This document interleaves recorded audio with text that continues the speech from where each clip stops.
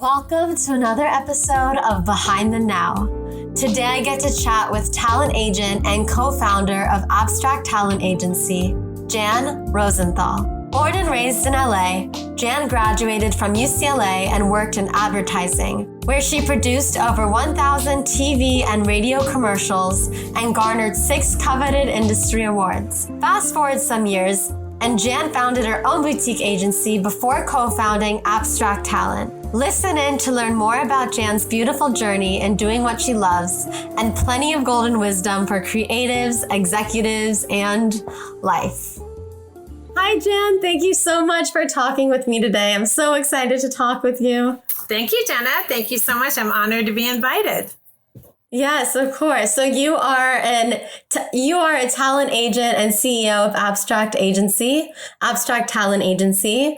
Right. And I know your background before this is as a producer and in advertising, but walk me through your pathway of how you got into talent agency. Where did it come from?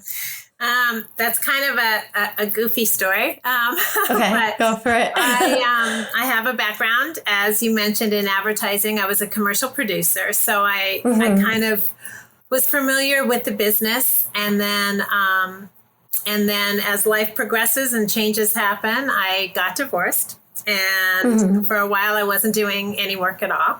And I was just kind of, I don't know what I was doing. I was existing. And then I met my current partner at Starbucks, where I was going every single day aimlessly. We hit it up, and she invited me to go to lunch with her friends for her birthday. And we're sitting out at Tradnoy in Malibu, and her friend, who I didn't know, was sitting next to me, and she said, "So what do you do?"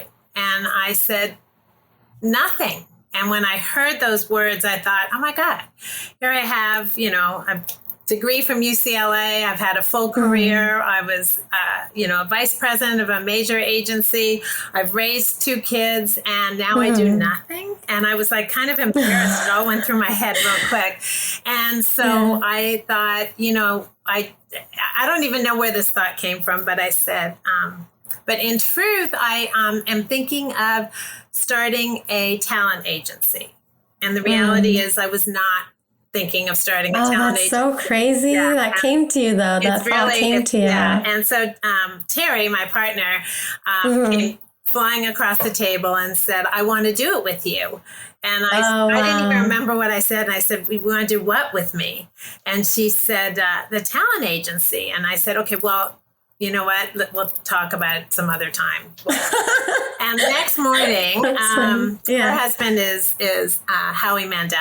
And he's very proactive at everything he does. And so the next morning he said, "So are you guys going to get your license?" And I said, "For what?" And he goes, "For your business." And I said, "What business?" And he said, "Your talent agency." So long story short, he drove us crazy so much that we decided just to go get it to get him off our back. And once we had to be a talent agent, is not like, if you want to be a talent manager, you can just wake up in the morning and say, "I'm a talent manager." But to be a talent agent, you have to have a license. You have to be bonded. You have to be insured. You have a life scan. There's a lot more, and you have to have an office. So in this placating Howie business, we had to go get an office. So we sat there and we said, well, why should we waste it? Why don't we just see what we can do?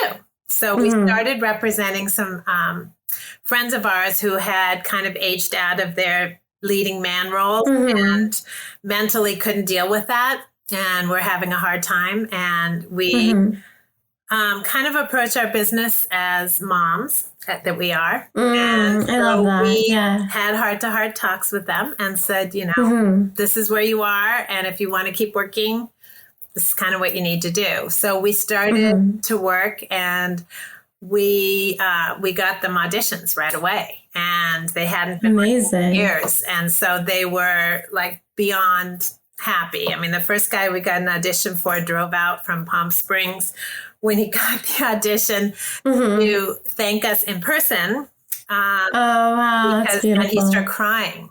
And we're talking about like, a 65-year-old man. And he said, you have no idea what it feels like to be wanted again.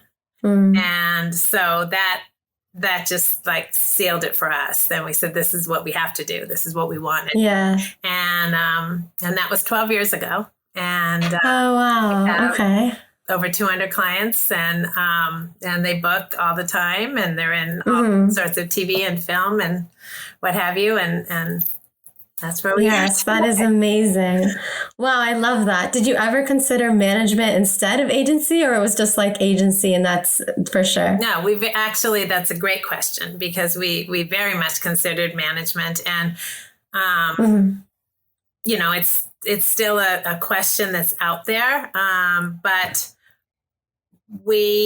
agents are the difference between managers and agents. And one of the differences is that agents can negotiate and managers are not supposed to negotiate, because agents are licensed and, like I said, licensed and bonded. So we deal with all the financial aspects, and I love doing contracts. There you go. Okay. So I mean, we do them in conjunction with the managers, but we're the ones that are in the front line with that, and so it's something we like to do. But with management, you kind of have a broader view of a talent's career, which is nice, and I think it would be a logical step before retiring, I guess, at some point, years down the line, is to do that. Yeah, I mean, it feels like you have a lot of heart, and your business started with like 100% heart. Yeah. And it feels like there's so much heart still, of course. So that like a little bit more personalized thing of management sometimes, Yes. I feel like I could see that, I feel like it already exists. Yeah. No, that's that's a very amazing. Good point. Yeah.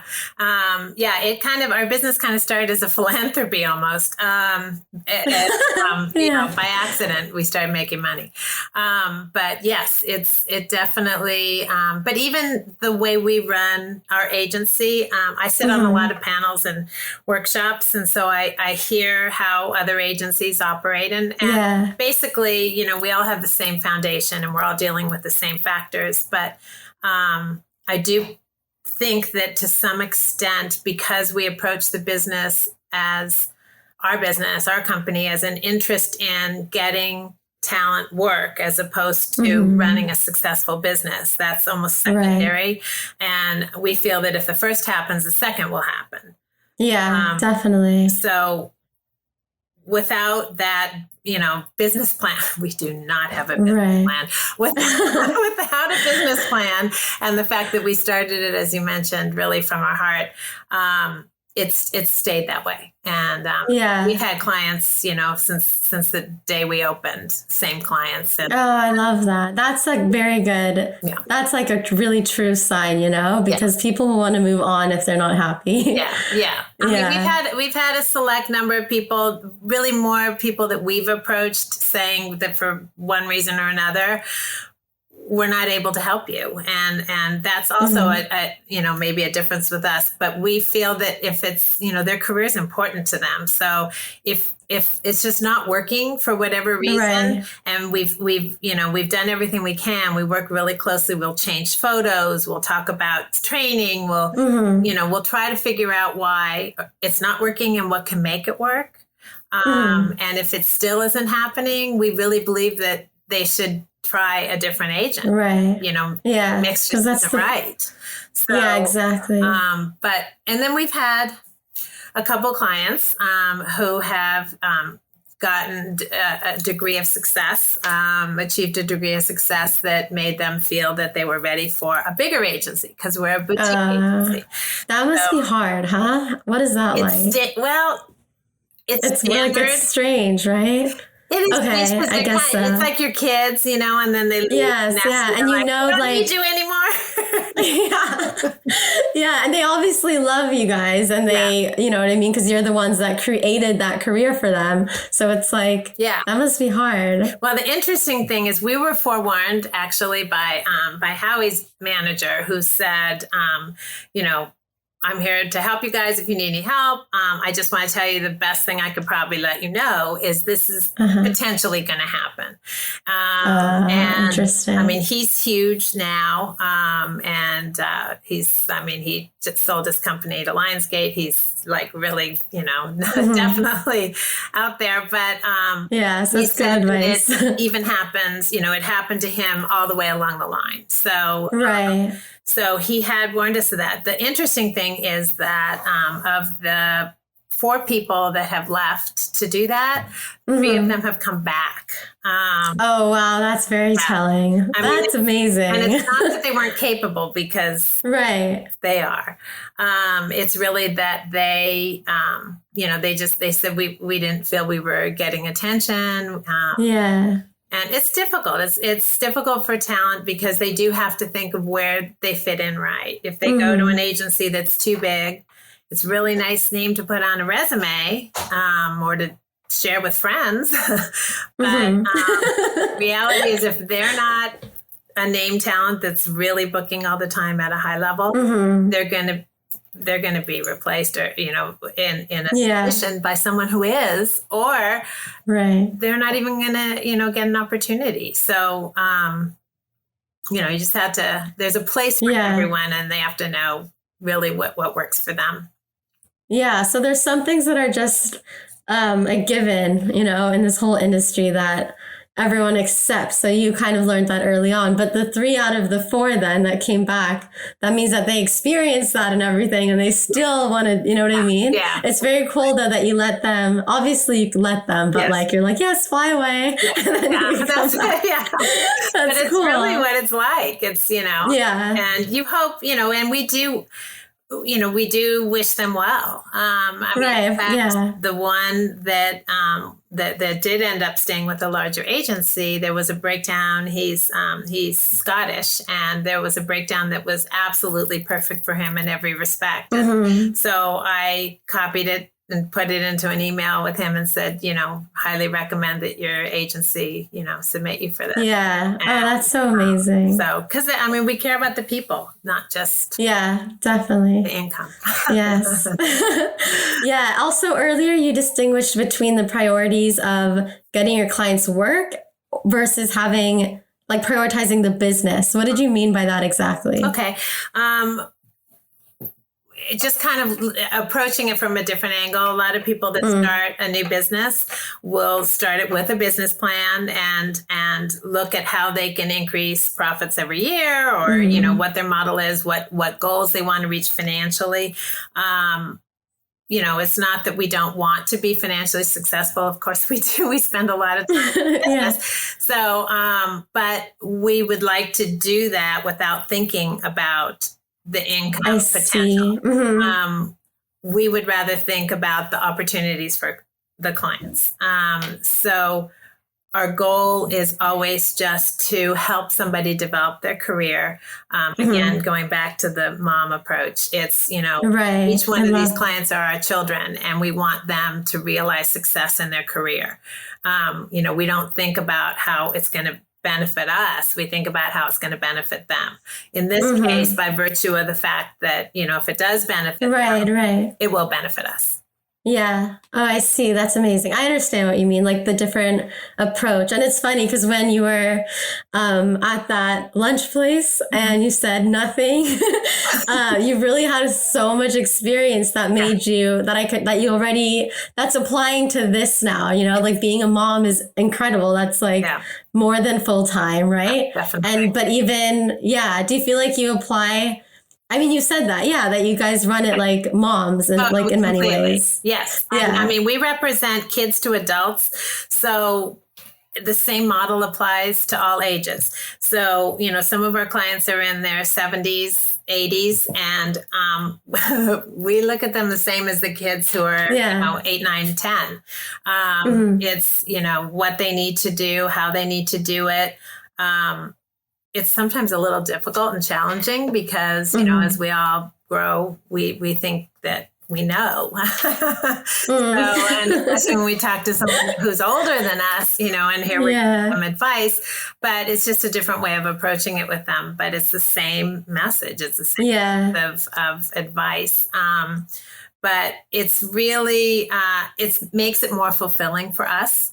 Both of us thought or felt that if life had a plan that we could all just track, at this point in our lives, we would be working in some kind of philanthropic venture. And so it's interesting because that's sometimes, as a talent agent, I don't know if you know the structure of compensation. It's all based on if a talent books. So if they don't book anything and all they're doing is auditioning, or all we're doing is trying to get them auditions, we're making no money at all. Yeah. So it's in some ways that at that point it feels like we're volunteering, but our philanthropy is our clients. And so that's kind of the approach that we take. What's your pitching process like your day to day, if you can speak to that? Is it, absolutely. I know there's like breakdown submissions, but are you also like emailing or calls, or I don't know, what's your process like? Okay. Yeah, we start in the morning with checking emails and working mostly with East Coast clients and because of the time change. So those will just be cleaning up whatever there is that to work on. And then we set out to breakdowns, and we look at everything that's out there. We use Actors Access and breakdowns for us, and LA Casting and Casting Frontier primarily. And, we look at the things that come out on Variety. So in addition to that, to know kind of what's in the loop. And then when we submit on a project, we try, the other thing that we do as an agency is we try not to sign talent that are conflicts with other talent that we represent. Okay. So when there's a breakdown, we would ideally love for there just to be one person that's ideally perfect for that role. However, if a breakdown says, 25 to 35, all ethnicities, female. Right. You'll have several clients that fit the... So, we'll kind of try to we'll read all the other roles, see what we think they might be looking for. Like who could fit best where. But then we will submit multiple talent for that. If it said at some point in that breakdown that it would be good if they played guitar and sang, hypothetically, maybe of the people, it's not required again, so there would be more people submitted. But if there's one person that does that, we then submit them online, and then we'll create an email pitch to the casting director. And when we do that, we'll give them all the profile information and all the information on the talent, and highlight why they are good for that particular role. And then let them know that we've also submitted them on. So they can cross-reference. And then the pandemic kind of changed the business in many ways. Most of them for the better. And one way is that casting now receives, since most first auditions are for are self-tapes. Right. They can now see so many more talent. I know. Whereas before, they were seeing maybe 60 to 70 on a role. Now they can see 700. Oh, wow. Is that that's crazy. It is crazy. Is that the numbers ish? Yes. No, that's. Oh, wow. Yes. Oh, I didn't realize that. Okay. So because of that, it can be more than that, by the way. Okay. But because of that, they don't have time to take phone calls. We don't have time to take phone calls. So they have even less. And so they don't take phone call pitches anymore. So if they haven't replied, going back to the pitching process, if they haven't replied to an email that we've sent out for a pitch, we don't pitch them on the phone, but we'll call and say, did you get it? Okay. In some way. Yeah, it's like smart pitching, softer pitching. Well, yeah, hopefully not as intrusive. Right. Yeah. So that's what we do with that. Cool. And we have pretty good luck with it. there'll be times when we do send that email that says, did you see our pitch? And then we'll call, whatever. But, and usually what they end up saying is, no, not usually, but sometimes they'll say, if you submit it online, we saw it. The way Breakdowns works, the way Actors Access works is that, if you don't have a demo reel, and it's like at the bottom, or so it, that'll hurt somebody's potential because it may be great and they're just getting it, together, but they're not even going to be seen. So we have to push it in a pitch. Okay. Have you heard that too? I've heard that regarding like slate shots. Have you heard that? Like if you don't have like a slate shot, that also kind of lowers you in the rankings. No one's sure, to be honest. Oh, okay. I even did, Breakdowns had a meeting for agencies to explain what their service is about. Process. About 6 months ago. And they weren't 100%. I don't want to say forthcoming, but it was forthcoming. What a slate shot does and doesn't do. Okay. So our feeling with slate shots is they can, since we're not sure if it really helps your submission, let's talk about what a slate shot even does for you. A slate shot can enhance your opportunities or it can destroy your opportunities. And the reason for that is that if you have this like really pretty smiling slate shot and then photo. Headshot, and then your slate shot is very serious and very dramatic. It's like, it's complex. But worse is if you have this really dramatic headshot and you're, you're trying to get like cheerful. And then you've got this totally bubbly thing. It's like, whoa, and what they want to see is, okay, if you're being submitted for like, the head of a mafia, they don't want to see the dad in the backyard with the kid pool personality. So you need to match the photo. Yes, that makes sense completely. Yeah. Okay. And do you recommend, like, I've heard slate shots that are like a slate, like, hi, I'm Jenna, then this, that, or like a video clip, like part of a reel, like a little clip. Have you heard of it? Do you have an opinion on that? To be honest with you, none of our clients have done a clip. Okay. For a slate shot, you have so little time. So it's so short. I think it's like 7 seconds. Yeah, it's 5 to 7 seconds. So I think that the best slate shots that we've seen are the ones, again, that match the photo and that match the photo, not just in their presentation, but also what they say. So we've had, a more casual is, slate shot would, be like, hey, how you doing? My name is da-da-da, versus a dramatic one. Hi, my name is so-and-so. But some of them even go, hey, beautiful day. I'm here. I'm ready to work, And, that's cute. If it's done well, it is kind of cute. Right. So just their personality, but like your personality in the vein of that specific headshot.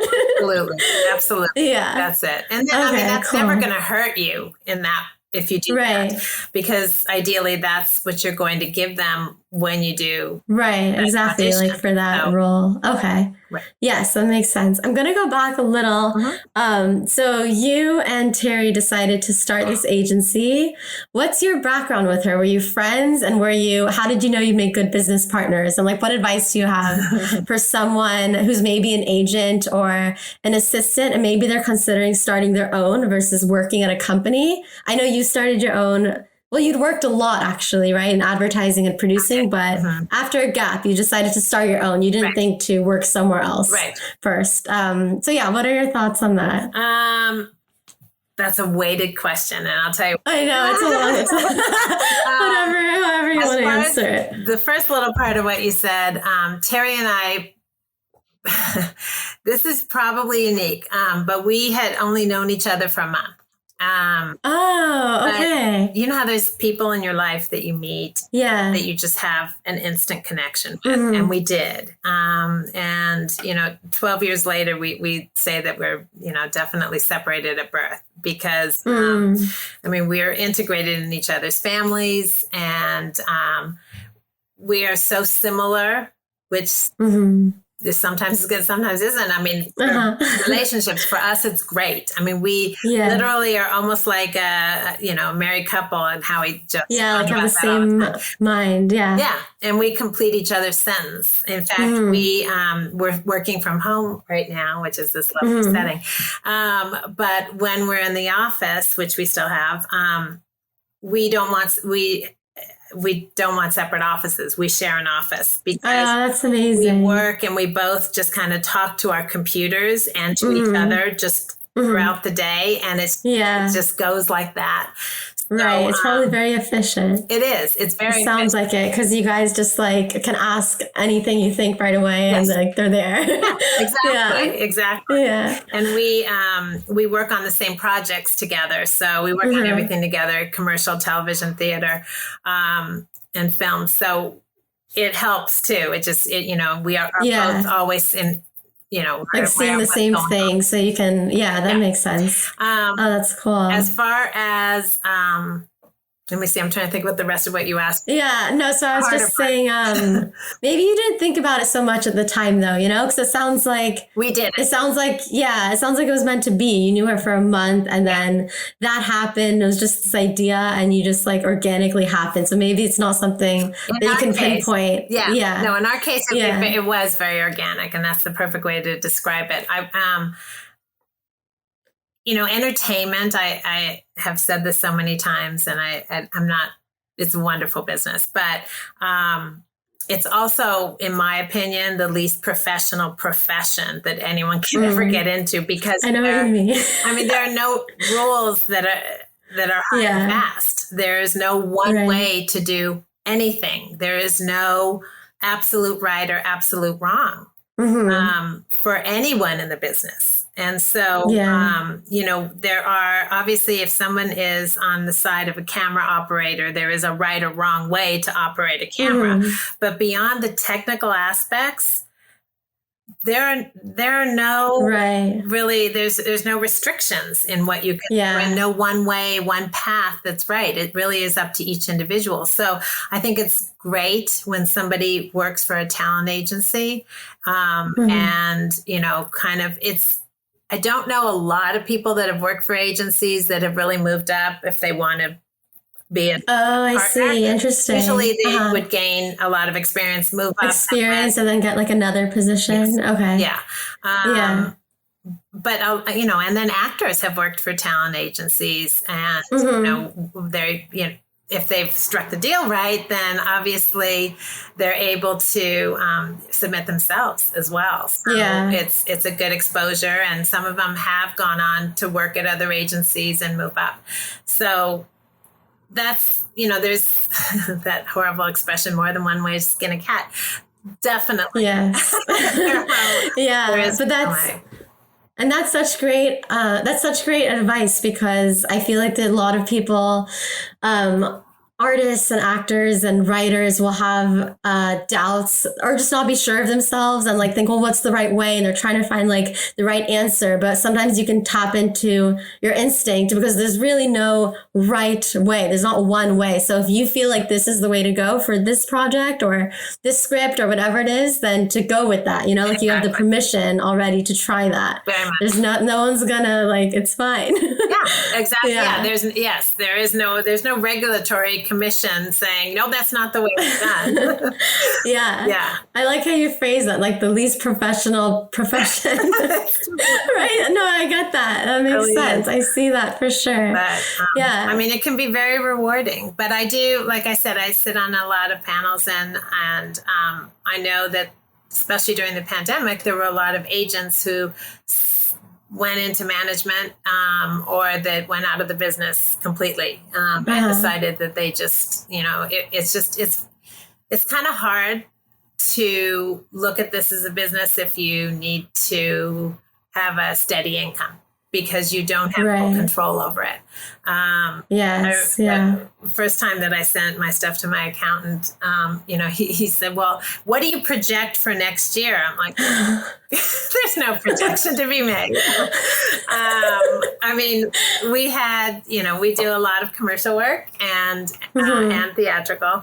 And during the pandemic, theatrical just wasn't happening. So fortunately, we represented a couple families, and so we booked a lot. We booked them a lot, and we signed some right, yeah, because they were all in that COVID bubble. Yes, was so important at the time. So, so that year, I mean, who knew? 2020. Right.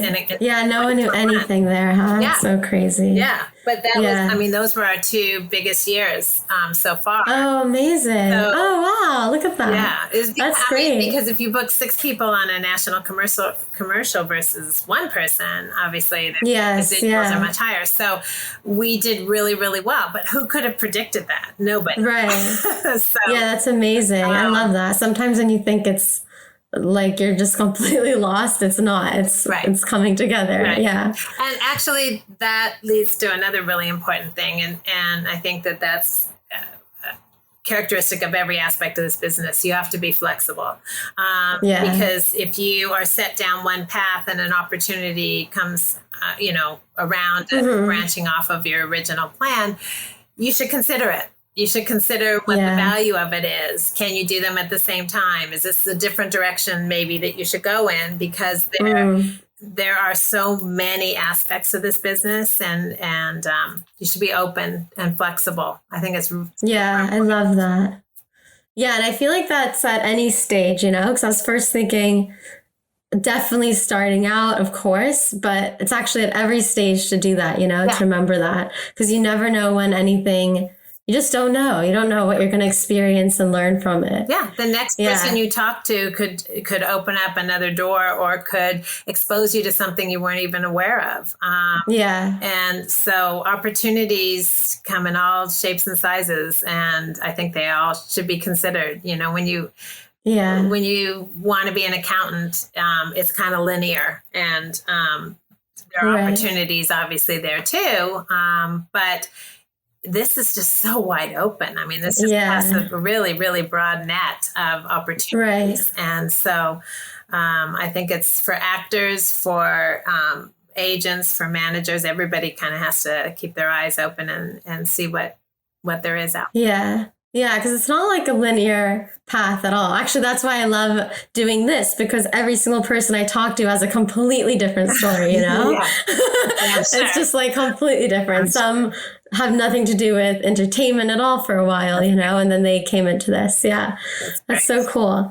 I'm going to ask you just a few random questions for fun, okay? Go for it. Okay. What is your most used emoji? I hate to say it, it's so boring. It's probably that thumbs up emoji. Oh, okay, that's good, because you're getting stuff done. You just send the thumbs up. It's probably a professional answer, because it's just easier to say, I agree. Okay. Right. Let's not talk That's about good. it anymore. It's efficient. That's good. That's a good have answer. a tendency to end a conversation. Yeah. So, sometimes I think if you write, yes, I agree, they'll write back, oh, good, I'm glad you agree. No. Right.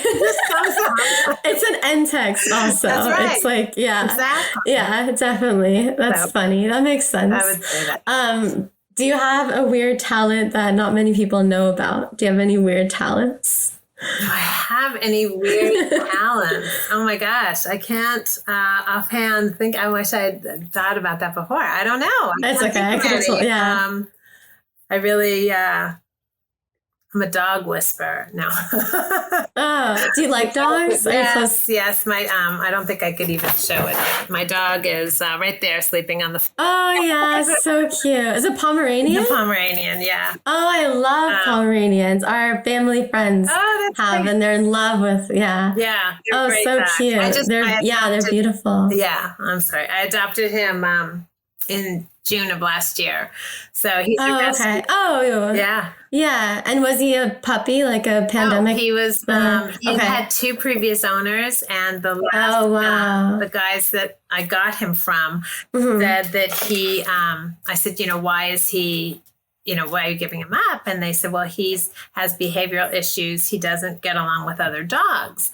And right there where I was meeting them, there were 2 giant German Shepherds right next to us. And he wasn't having a problem with them. So, I thought I'd take How do they come up with these things? I don't know. Like the dog doesn't seem to know that he doesn't get on. Right. The dog. Yeah. No one told the dog he has a behavioral problem. So funny. So he's been great, and he's it's so cool. What's his name? Teddy. Teddy. Oh, that's so cute. Yeah. And then I think I explained this too, but if not, like, you can say, like, what are you talking about? But how do you be the now? So how do you stay present? Or if you do something consciously or not consciously, if you just feel present when you do a certain thing, whatever it is. Might seem like a silly answer, but when my son, the one who just walked to the bookstore, was about a year old, we were in Carmel.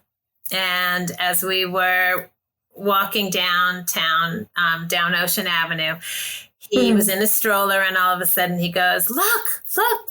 And I'm like, he's pointing at the ground and there's nothing there. And so we got him out of the stroller. We're like, what are you seeing? And he picked up the sand and he said colors. And it just kind of stuck with me my whole life since then, because he, in his world, noticed the colors of grains of sand. And so all my life, since then, I have, like, I'll do something and I'll just go be present. Look at the leaf, look at the tree, look at the, think about what you're doing. Also, I really, it's not an AA thing. It is an AA thing, but not for me. But I'm extremely grateful. I'm so grateful for everything in my life. And I'm so appreciative of every aspect of what I get to do. I mean, it's easy to say I have to work today, but I would prefer to say I get to work today. I have a computer that I can work on. I have clients that entrust their careers in me.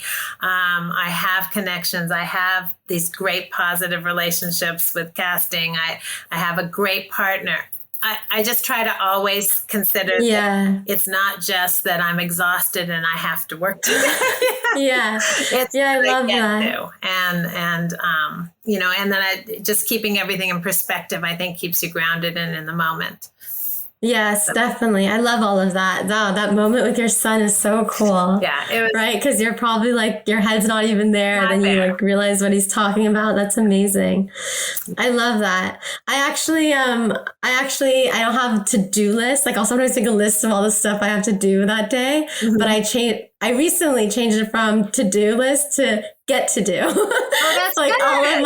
all of the titles are like get to do. That's very good. That's great. Rather than looking at a daunting list of so many things that have to be accomplished, it's the things that you get to accomplish. And it's everything you just said, like, I don't have to go to work today. I get to, because it's an opportunity. It's not everyone's here, not everyone can do all of this. Yeah. Absolutely. I love that. Absolutely. No, I think that I was watching a podcast being actually taped yesterday with, it was Howie's broadcast with Bill Maher, which will be up soon on Howie Mandel Does Stuff, I think is his podcast. But awesome. It was a great podcast. It was a great episode, and Bill was talking about the difference between privilege and advantage, and how really to be privileged to be able to do something, to have the opportunity to do something is something that everybody should always be aware of. Because there are people in the world that don't get that opportunity, or that have it taken away from them for reasons, beyond their control, like a war. So we're very fortunate. We're very lucky. And obviously there's a lot of things that we have to work on in this country, but there are a lot of wonderful things that we have the opportunity to do, and we should be grateful for those. Yeah, definitely. I love that. Thank you so much for doing this. I really appreciate it. I love talking with you. It was great. You're so amazing. Thank you so much. This was Thank wonderful. you. You're so bright and intelligent and fun to talk with. So thank you.